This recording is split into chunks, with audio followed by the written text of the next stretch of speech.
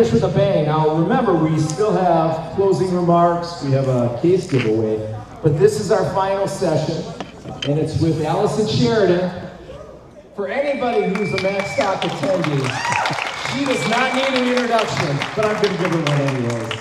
You know, I'm going to use the superhero analogy here. I was thinking, what superhero would fit for Macstock for Allison Sheridan? And I thought right away, Wonder Woman came to mind. Because I'm thinking, if Wonder Woman ever traded in her lasso and her bulletproof bracelets for a podcast mic and an Apple Macintosh computer, this would be our superhero here. And I do find it interesting, you know, with Steve Trevor, her famous sidekick, Steve Sheridan is right there. So the Wonder Woman analogy definitely was the one that I wanted to use today. But Allison really doesn't need an introduction. I've been looking forward to this, and with no further ado, the great, legendary Allison Sheridan. So who's the? I don't think I'm mic'd yet. Am I? Oh, we'll turn you on. Nope, turn me on. I'm taking your t-shirt Phrasing. All right, there we go. You're recording this? All right, you are live. Okay, who's the superhero? Is it Brian Henson or not? What do you think, huh? You've been killing it this week. Am I really loud?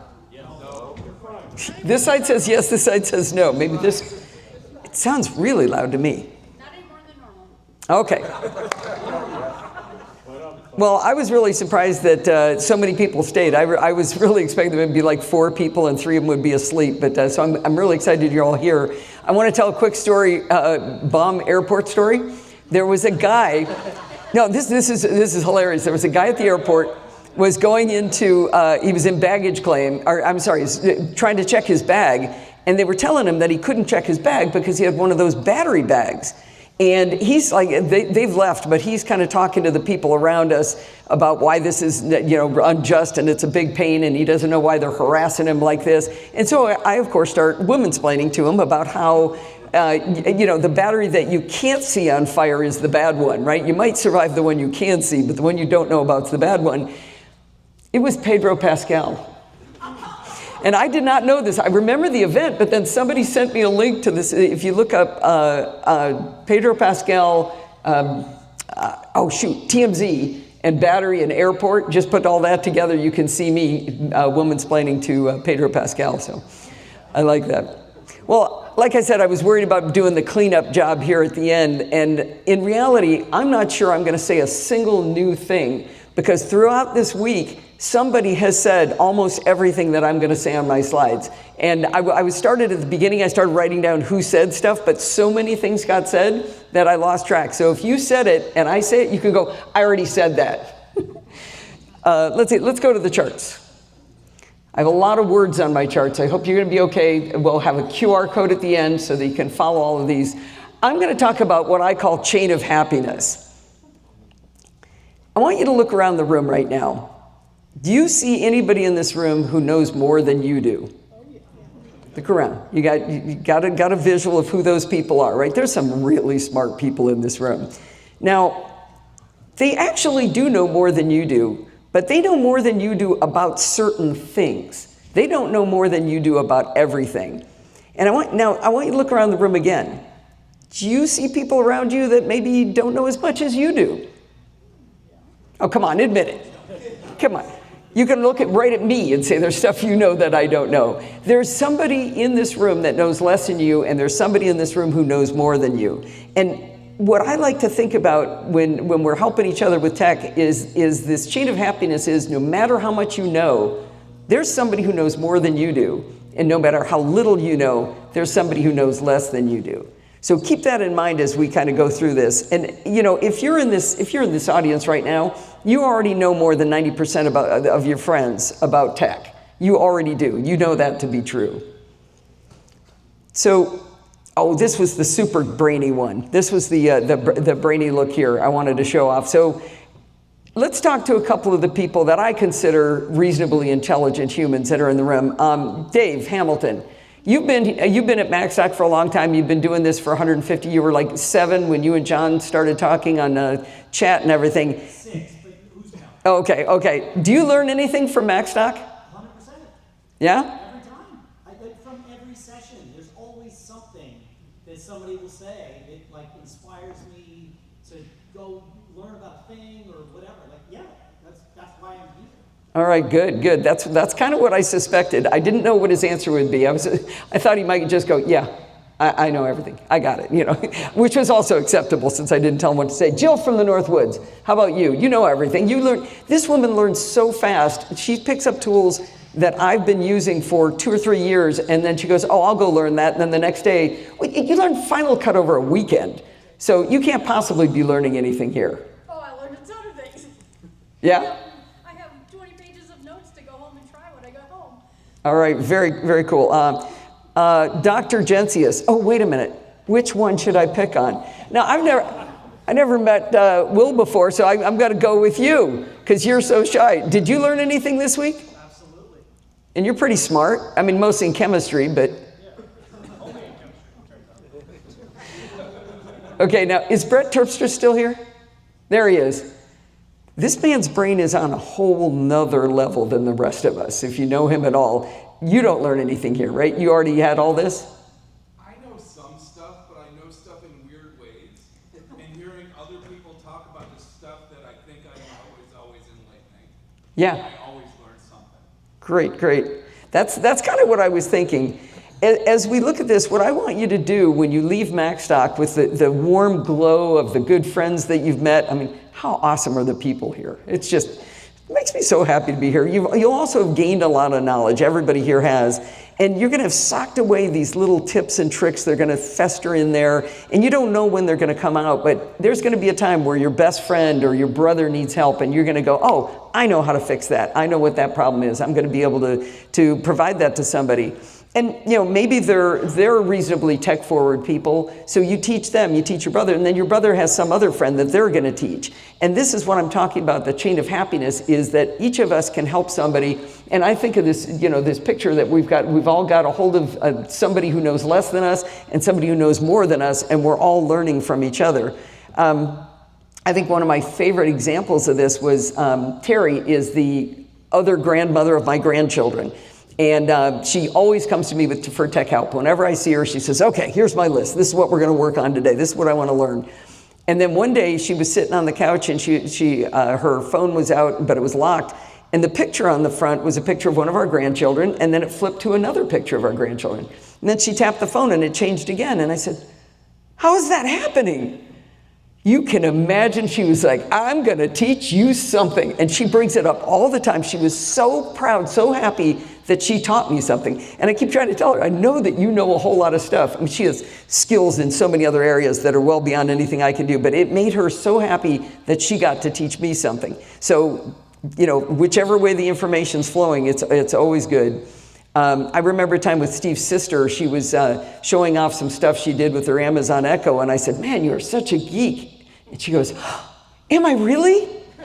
And it was the best reaction. She understood that I meant that as a compliment, whereas, in the normal world, maybe not, but in our world for everything. So, we're just here in this chain of happiness, everybody helping everybody. And it's not, I used to think of it as a straight line, but when I was making these charts, I realized it really is a circle because it's going right, left, it's going up, down, it's going in every direction. Okay, so hopefully I've convinced you at this point that you have something to contribute. You know some stuff. Even if it's just from coming this week, you know some stuff that you didn't know before. Maybe it's time to up your game on sharing what you know. See how I worked the theme in, Mike? Yeah, I get credit for that, right? So I want you to think about upping your game. And maybe you're not ready to stand on the stage at Macstock, but there's some things that you can do. Jill McKinley has a fabulous podcast called Start with Small Steps. So I thought starting with small steps would be the thing to do here. I'm going to give you some baby steps to go here and just get your feet wet on helping other people and sharing what you know. So the best way to do that is to start with joining a user group. I've got SV Mug, that's the Silicon Valley Mac Users Group, and that is the famous Linda and Charles Goucher, right? Woo! And this is not exhaustive, obviously, but we've got the Tucson Mac Users Group. Where's Bob Wood? Bob Wood, woo! All right, super friendly group. I've spoken at both of those groups and had a great time. I believe there's a suburban Chicago Apple Users Group. When I went to their website, Dave Ginsburg was all over the map on that one. They shut down. They did? All right, well, let me edit my charts. taken out. Okay, well, we can fix that though. Another one that I just learned about is called NMUG. It's the Naples Mac users group, Naples. And that's now, oh, that's right, we've got, Debbie is here from there, right? So right, we got a representative from everywhere. This is a huge group. It's really active. It's got tons of like classes you can take and stuff, and anybody can join. All of these groups, you don't have to be local anymore because most of them have gone virtual. So you can join a group anywhere you want. Somebody was on stage. Who was it? Was it Doc was talking about joining a user group for a different time zone? No, he was talking to somebody else. It was George, that's right. That he joined a user group in a different state in Hawaii because it was a better time zone for him. So it doesn't really matter. You can join a user group anywhere. And then I did have to edit my charts because George came up and said virtually everything I was going to say and talked about how you should join these user groups because they're fun and you get to learn a lot. So he talked about Apple World User Group University. If you go there, you can find all of the active Mac users groups. He said that, I have not checked this out, but that's what he said, and he's never lied to me before. So you can go there to Apple World and find a user group where maybe you can start playing with some new friends there. Now, the getting started part about doing the contributions and trying to share with other people, what I would suggest is if you're an introvert, just start in whatever user group forum they have. Maybe they got some forum software, some of the ones I'm in, it's just an email that you're going to respond to and people post questions. And remember, I bet you know more than you think. If you start to just respond to people, sometimes somebody will throw out a question and nobody answers. And that just breaks my heart. It's like, oh, that poor person wanted to know something. What I'll do if I don't know the answer, just ask some more clarifying questions. And all of a sudden people go, oh, now I understand what their question was. Maybe they just stated it poorly or nobody was paying attention that day. So go in there and just start answering people's questions if you can. And they're so happy when they get responses, even if it isn't the answer, even if it's just more questions. And a lot of times they're super easy questions. I remember there was one, somebody posted a screenshot of Facebook looked weird. And I looked right at it and I said, that's the mobile version and that person's on a desktop. Took me 5 seconds to answer the question and they're like, oh my gosh, that's fantastic, yay. Told them how to fix it. My contacts are on my Mac, but they didn't show up on my phone, what's going on? Well, they probably had them on my Mac instead of on the device, or on my Mac instead of in iCloud. So I knew the answer to that one right away. There will always be the question, is now the right time for me to buy an iPhone? And so make up any answer you want because they're all right. It might be the right time, might be the wrong time, but you can tell them, well, September's right, like a minute away. You might want to hold off. That's the only time you don't want to tell them to do it. People ask me what photo editing software to use. Now you know what the first answer is. Try Photos. It turns out it does a lot of stuff. I remember a guy said, my father's watch won't light up when he raises his wrist anymore. It stopped doing it. Theater mode. Took me 5 seconds to answer that person's question. Oh my gosh, he's so happy. It's really easy. And it's really not that hard to find questions that you can answer. And I think it's a really fun way to start getting started with it. Now you might worry, what if I'm wrong? That would be terrible. I would hate to be wrong. And I'm wrong all the time. It happens constantly. I'm in one user group. Kaylee, you're wrong all the time too? Oh, you're telling me I'm wrong. Kaylee and I are considering doing a podcast called Allison and Kaylee Disagree. And when I say that, she says, no, it's Kaylee and Allison Disagree. We are always on opposite ends of the spectrum. But I'm wrong all the time, especially there's a user group I'm in where there's a couple of people who are like really smart. They're like Apple certified consultants and they know everything about everything. And I'll give my best shot and then they'll come in and go, well, sorry, Allison, you're actually wrong. And you know what the worst thing that happens if you do that is, turn the slide so you see my cute animation quick. Missed the last one. What happens when somebody corrects you is that you learned something. Gosh, that's horrible. That's a terrible thing, I love to be able to learn from when I tell people somebody tells me I'm wrong. I'm like, well, they do have to prove it to me. I may debate a little bit, that's for sure. So, you're contributing to them, you're learning because somebody told you were wrong, and you know what it is? It's all happiness all around. It's just happiness. And you might have noticed that I thrive on helping people. If you feel that way, this is one of the easiest ways to get started, to just start helping people and getting them to be happy. The next level, if you go beyond that, is take a look at whether they have a newsletter. Write a short article for the newsletter. You know, if you're good at writing, if you like to write, it's an easy way to get information out to people where you don't have to do something scary like stand up in front of a microphone. And you don't have to write a giant long article. You could write a tip. Yeah, I mean, do you know an accessibility feature that maybe you learned this week that you could use? Control Zoom, write that one up. Steal my tips, I don't care. The accessibility features are good ones because if you're lucky, you're aging. So, and hopefully everybody in the room is still aging. And so there's always somebody who can get an advantage of that. And we've talked about that a bunch of people have talked about how accessibility features help other people that maybe use it for a different reason, and eventually maybe they do need it. Maybe there's something in Apple Photos that I talked about that you thought, hey, that was really cool, and now I'm gonna start using that. You write a little tiny article about one feature in Apple Photos, or maybe you do one a month or something like that. Maybe there's something you know how to do with your Apple Watch that, like turning on theater mode when you're in the movies. By the way, you press the little button on the side and there's a little couple of masks, so you turn that on. Maybe you're passionate about backups.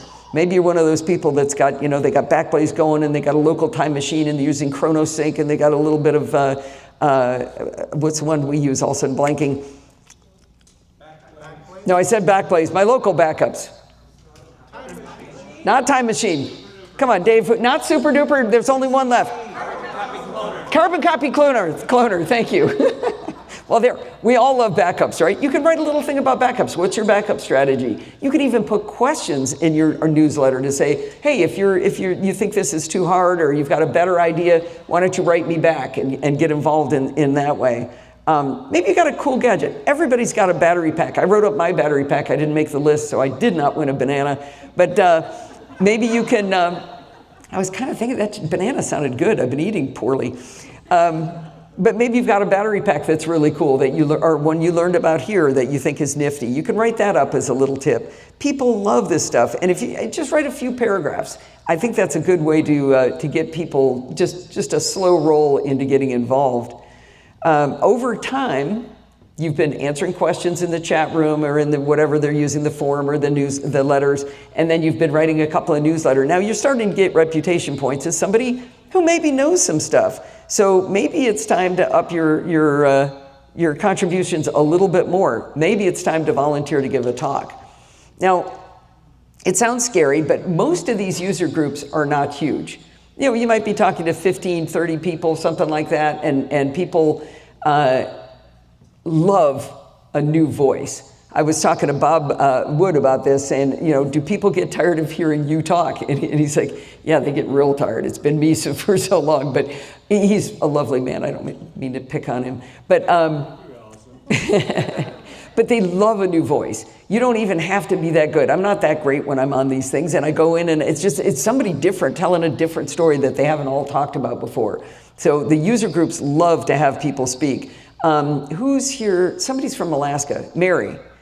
Yeah, they've got an Alaskan user group, and they would love to hear fresh voices. They're trying to up their membership, and they want to get more people involved. And so, what's the name of your user group? Alaskan Apple Users Group. Alaskan Apple Users Group. If I wasn't terrified to edit my charts, I would have put it on there last night when they told me about it. But that'd be a great one to go volunteer to speak to them. They're gonna be inviting, I can guarantee it. The one thing I would caution you on is don't ever let a user group talk you into talking about something you're not passionate about. I get requests all the time is, hey, we want you to come talk about X.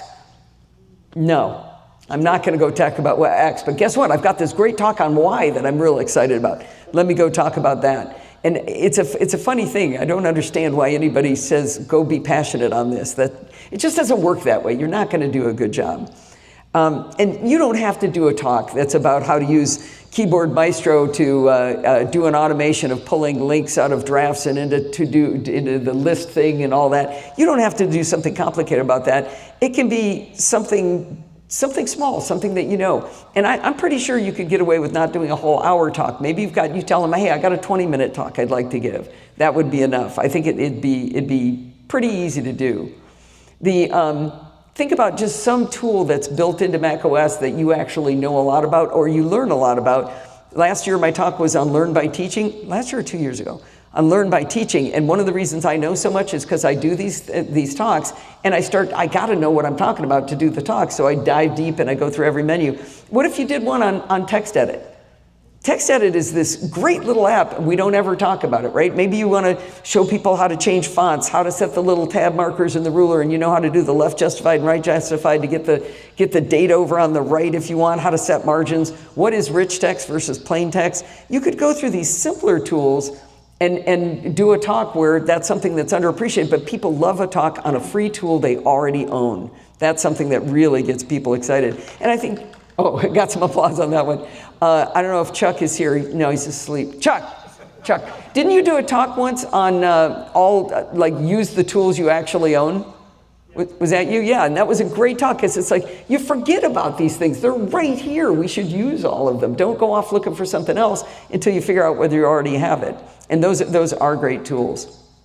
The next trick is that you take your talk on the road. So you write the talk once, but then you take it to SV Mug, and then you take it to T-Mug, and then you don't go to the Suburban Apple user group, but you're going to go to Alaska instead. You're going to go to their user group, and then you're going to go down to NMUG, and you take this show on the road. Now, you get better at doing the talk, too, because you've done it a bunch of times, and then you're getting more people getting the word out there of what you know. And I think that's a really fun way to do it. I have definitely done this. I do try to not confess that I've already done it before, but sometimes it shows. So then, let's see, what did I do? Did nothing happen there? Oh, NMUG wasn't up, sorry. So you get more happiness points because you've gone across all of these user groups. Now, I'm going to switch gears here, and I want to talk a little bit about tools, about sharing your knowledge. And this is where I'm going to be doing some of what Dave Ginsburg already taught us about earlier in the week. But let's say you want to teach somebody how to annotate a screenshot in Preview. You could write this to them. By the way, these are the only words on my charts, on any of my charts. You could say, to annotate a screenshot in Preview, open the screenshot, and then look for the little icon that looks like a pen tip inside a circle, wherever on the right. You get the point. This is just, what? Right? This is not any fun.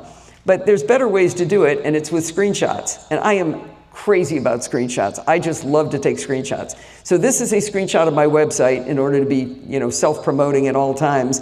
And a screenshot can be helpful, but that's without annotations, it's not going to really help you very much. So we're going to walk through a little bit of how I would give screenshots to help somebody. I would still give them the text, but when I say click on the little thing that's a circle with a pen in it, throw an arrow on the screenshot to do it.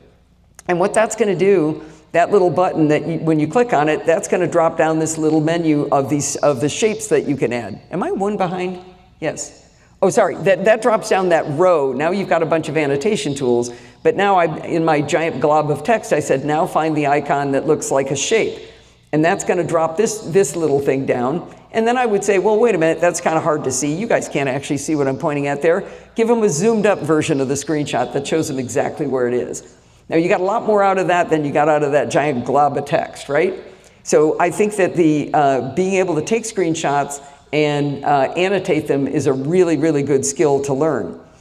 And I would like I said, I would still give them the words because they need to know them in step order, but it's really easy to take screenshots and annotate them. So let's talk a little bit about a tool that's already in your toolbox, because we're all about learn to use the tools you already have, and that's the built-in Screenshots app. So this is actually in your applications folder, but it's buried in the utilities folder inside applications.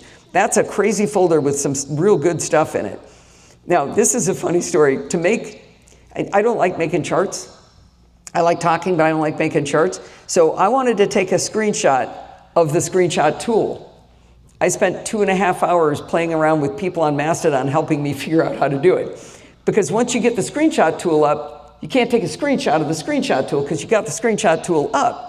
And the first guy that answers is a guy named Tage, and he's going to be on my podcast now. I'm going to bring him on because he's fun. He's a tech teacher at a college. And he said, well, record the screen in a video and then take a screenshot of the video. And I use an application called ScreenFlow for the screencasting I did. And so I took the screenshot and I took that, and it was great. It worked great. Now, one of the things I said at the beginning when I was talking to Mastodon was I said, I can't do it with ScreenshotX or this other tool I use called Shotter. It doesn't work. And so that's why I started getting all these different answers. And eventually, Tim Tim Stringer answered, he goes, well, I can take a screenshot with CleanShot X of the screenshot tool.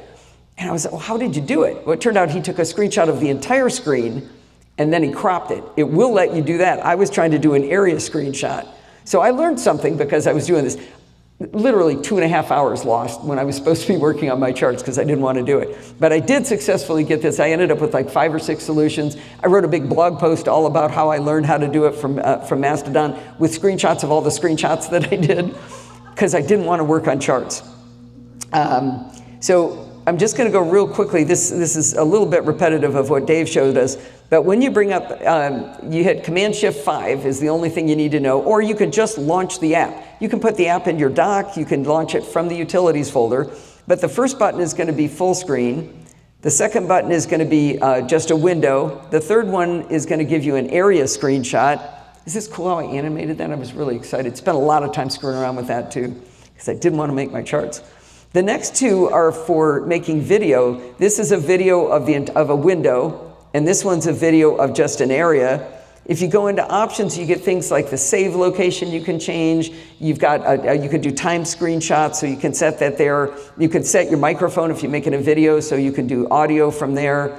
And then finally, once you've chosen one of the record functions, you just click the record button. So this is a good tool. You've got it, it's free. And then when you're gonna go do, your annotations, you can do it in preview.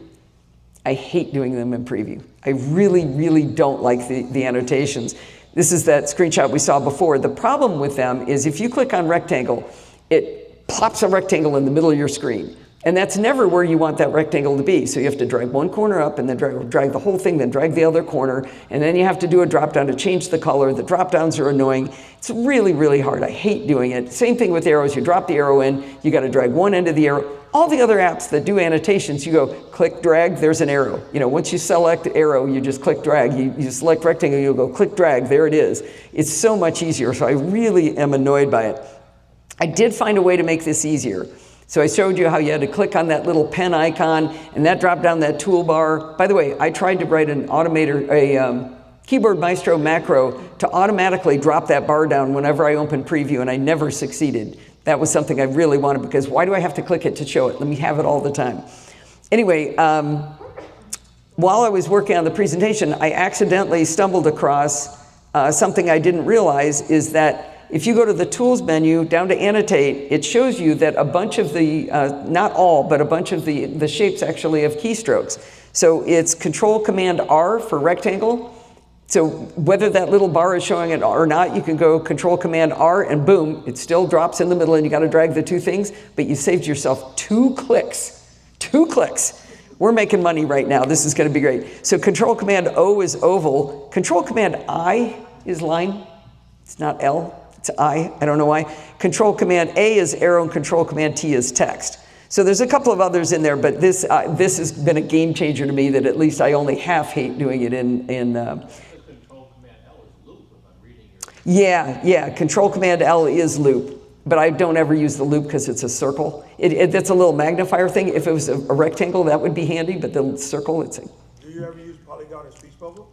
I don't ever use Polygon or Speech Bubble either. Ones that don't have keyboard shortcuts, you can make keyboard shortcuts for them. Yes, you can add keyboard shortcuts to menus in. Love that. There's a so one of my favorite tools is another one that Dave talked about is CleanShot X, and this is a great tool. I use it for a lot of stuff. One of the things I use it for is sharing things to developers. This isn't working right, and you can make a quick video. You could turn on your camera or your microphone. You record the screen, and then when you hit save, it goes up into their cloud service. And this is in setup, right? Pretty sure it's in setup, yeah. I paid for it before it was in setup. I also have the setup version. I use them both, so it's delightful. It is one of the ones I reach for first. But since he already talked about it, I don't know if this counts as having a word on my chart. I want to not count this one because just so you can see the name of it. Shottr, S-H-O-T-T-R, is the name of it, and it's a delightful little app. It is my favorite for annotations. I just love this thing. And I want to show you the pricing on this. So the free version, you can download it and use it and do everything with it. After 30 days, he's like, come on, it's a really cool app. Can I have some money? Can you pay me? It's only, let's see, what is it? $12. All he wants is $12. And you can say, no, you're not worthy. It's not worth $12. I can't waste that kind of money. And then a little while later, he'll go, can I have $12? Huh? Can I, please? So what I did was I joined the Friends Club for $30, and you get a couple extra cool features that he keeps hidden away. And when he's doing beta stuff, you get cool new stuff to try. So I love it so much, I paid for the Friends Club. But you can use it for free and see if you like it. Now, one of the things I like about it is that it has, it has a lot of things. It has time screenshots, it has scrolling screenshots, which you can also do with Screenshot X, but there's keystrokes for every one of the annotations. So I can just hit R and draw a rectangle. I'm done. It's like click, drag, done. It's so easy. Arrows and boxes are that way. You can blur items in with it, so you get like the pixelated thing, but you can erase things. You can erase text. So when we were, the demo that the CleanShot X people did, where they showed that you can get the color picker to go get the right color of blue to get rid of the thing that was on the button. Remember when Dave showed that, their video? With CleanShot X, you can just drag across and say, yeah, erase it, and it's gone. It is money. I mean, it is so cool. I love it. You can do counters where you can go step by step. And I'll show you that in a second. And it also recognizes text. So like Text Sniper, it'll also do text recognition in screenshots. Do you remember this picture where I showed you this? Those are from Shotter. So I'm showing you how to do something to do annotations in preview, but I had to use Shotter because it was better to be able to show this. So you click, you hit C for counter, and you go click, click, click, and it goes 1, 2, 3. And if you delete the 2, the 3 turns. You delete the 2, the 3 turns into a 2. So it renumbers. That was my suggestion for an improvement, by the way, and he did it for me. It's just delightful, and you can move those little things around, and it's just a wonderful thing. So that's Shotter. I'm almost done here. I'm actually not going to talk much longer. I think I only have 2 more charts.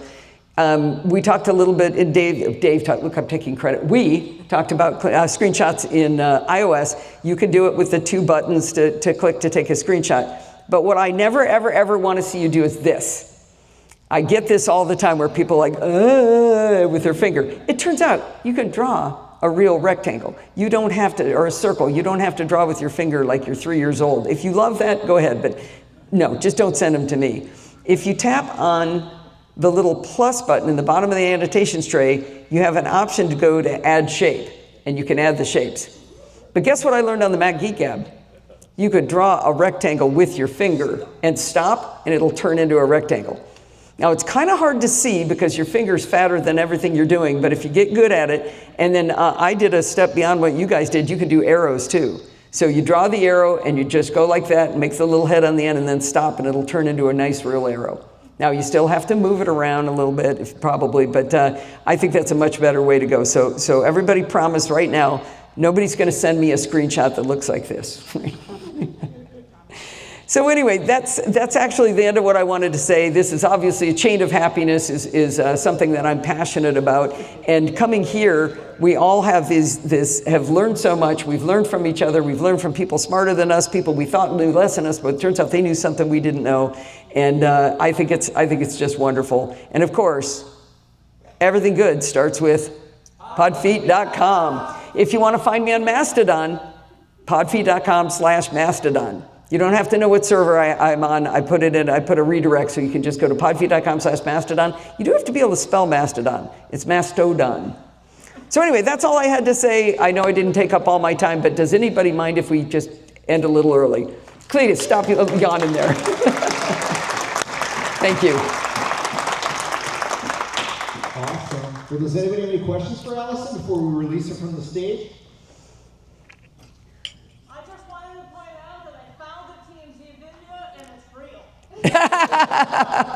I could try to play it. Do we have audio piped out of this? You could just tell us what you said. Oh, I just lectured him. I just told him about how you don't want batteries in the inside. Here, you be Pedro Pascal, and all the women explain to you. We'll reenact it on stage. Martinez posted it to the Discord. Oh, Martinez? Okay, good. Thank you, Martin. Fantastic. Did you mention a QR code? Oh, yeah, I was lying. It's just a bunch of little silly drawings. There's nothing in there. Why is that one empty? All right. Thank you very much. Allison, thank you.